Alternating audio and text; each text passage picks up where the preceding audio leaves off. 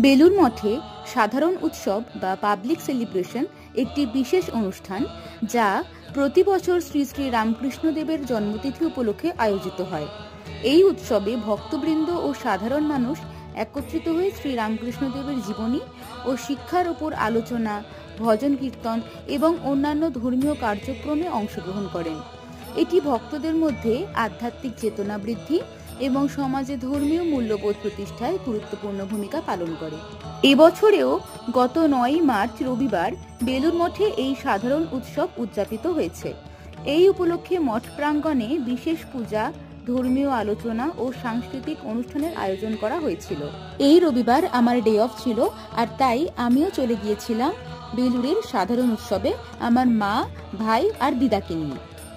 সাধু সন্ন্যাসীরা তো আর মেলায় ঘুরতে যেতে পারেন না, সেই জন্য বেলুড়ে এই সাধারণ উৎসবে মেলায় কিন্তু